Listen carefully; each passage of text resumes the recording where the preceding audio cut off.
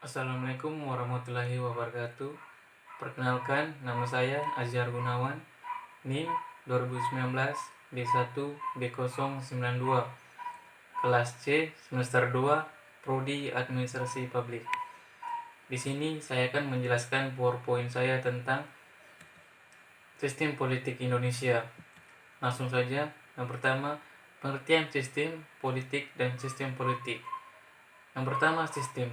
Sistem adalah kesatuan dari seperangkat struktur yang memiliki fungsi masing-masing yang bekerja untuk mencapai tujuan tertentu.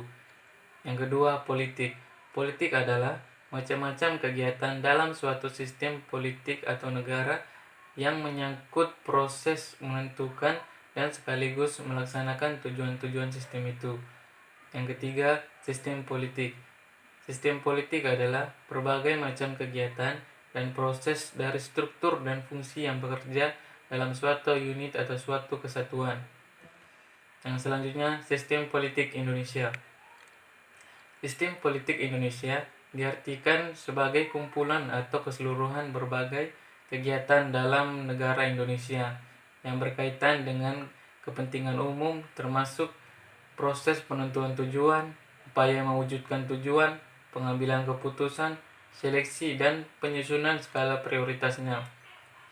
Sistem politik yang dianut di Indonesia adalah sistem politik demokrasi Pancasila, yakni sistem politik yang didasarkan pada nilai-nilai luhur, prinsip, prosedur, dan kelembagaan yang demokratis. Yang selanjutnya, batasan sistem politik. Batasan sistem politik menurut para ahli. Yang pertama, menurut Rusandi Simuntaputra, sistem politik adalah mekanisme seperangkat fungsi atau peranan dalam struktur politik dalam hubungan satu sama lain yang menunjukkan suatu proses yang langgeng. Yang kedua, menurut Sukama, sistem politik ialah tata cara mengatur negara. Yang ketiga, menurut David Easton, sistem politik dapat diperkenalkan sebagai interaksi yang diabstraksikan dari seluruh tingkah laku sosial sehingga nilai-nilai yang dialokasikan secara otoratif kepada masyarakat. Selanjutnya, ciri-ciri umum sistem politik. Sistem politik menurut Almond memiliki 4 ciri-ciri, antara lain mempunyai kebudayaan politik, menjalankan fungsi-fungsi, memiliki spesialisasi, dan merupakan sistem campuran. Selanjutnya, fungsi sistem politik. Sistem politik mempunyai beberapa fungsi, diantaranya yang pertama, kapabilitas. Kapabilitas adalah kemampuan sistem politik dalam menjalankan fungsinya atau eksistensi di lingkungan yang lebih luas.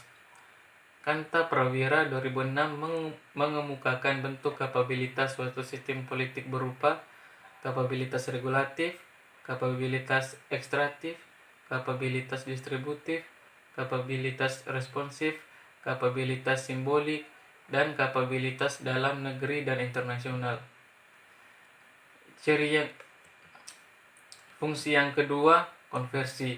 Konversi menggambarkan kegiatan pengolahan input menjadi output, mulai dari penyampaian tuntutan, perangkuman tuntutan, menjadi tindakan pembuatan aturan, pelaksanaan peraturan, menghakimi, dan komunikasi. Fungsi yang ketiga, adaptif. Adaptif yaitu menyangkut sosialisasi dan rekrutmen yang bertujuan memantapkan bangunan struktur politik dari sistem politik. Selanjutnya, demokrasi sebagai sistem politik. Menurut Brigham Powell Jr., sistem politik demokrasi ditandai yang pertama, legitimasi pemerintah didasarkan pada klaim bahwa pemerintah tersebut mewakili keinginan rakyatnya. Yang kedua, pengaturan yang mengorganisasikan perundingan untuk memperoleh legitimasi dilaksanakan melalui pemilu. Yang ketiga, sebagian besar orang dewasa dapat mengikuti proses pemilihan. Yang keempat, penduduk memilih secara rahasia tanpa dipaksa. Sekian penjelasan dari PowerPoint saya. Lebih dan kurangnya saya mohon maaf.